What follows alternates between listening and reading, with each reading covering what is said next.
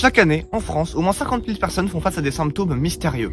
Érythème, douleurs articulaires, voire troubles neurologiques. Le coupable, la tique, un acarien qui cache une menace bien plus grande qu'on ne l'imagine. À travers l'exemple de la maladie de Lyme, nous verrons en quoi la santé humaine dépend de celle des animaux et des écosystèmes. Les humains interagissent avec les milieux naturels et les espèces qui y résident pour répondre à leurs besoins. Par exemple, la forêt de Sénart est fréquentée chaque année par 3 millions de visiteurs et constitue une ressource économique sylvicole. Cependant, ces interactions entre l'être humain et son environnement ne sont pas sans conséquences.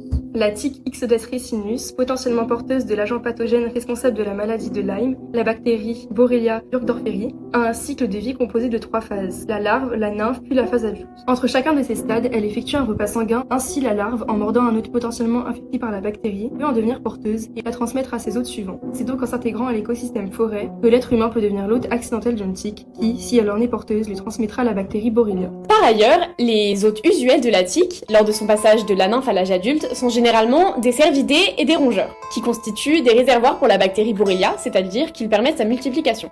Or, depuis les années 70, l'être humain a introduit une espèce invasive dans la forêt de Sénart, le tamia de Sibérie. C'est un écureuil qui vient de Sibérie, qui a été donné en France par je ne sais qui et qui s'est implanté dans la forêt d'ici. Qui constitue un hôte de choix pour les nymphes et un réservoir pour l'agent pathogène.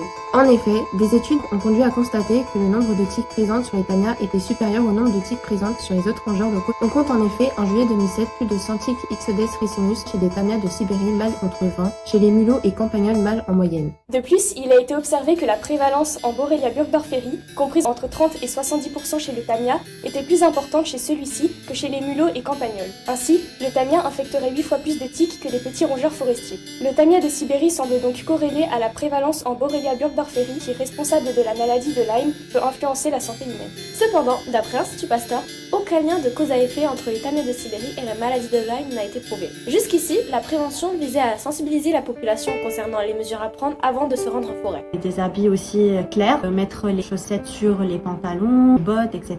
Et la vérification du corps quand on rentre de l'extérieur. En outre, la recherche scientifique permet d'étudier cette espèce invasive afin de déterminer les manières d'intervenir pour limiter le risque de la maladie. Enfin, des lois ont aussi été mises en place, comme dans le règlement d'exécution de l'Union européenne en 2016, où le tamia de Sibérie est classé comme espèce exotique envahissante. Puis dans l'arrêté de 2018, relatif à la prévention de l'introduction et de la propagation de ces espèces sur le territoire métropolitain. Sont alors interdits son introduction, sa détention ou sa mise en vente sur le territoire national. C'est ainsi que la modification des écosystèmes par les êtres humains, en y introduisant de nouvelles espèces animales, par exemple, a des conséquences sur leur propre santé. Cette vision, liant santé humaine, animale et écosystémique, est à la base du principe One Health, qui, à travers des approches pluridisciplinaires, tend à permettre une santé commune entre humains, animaux et écosystèmes.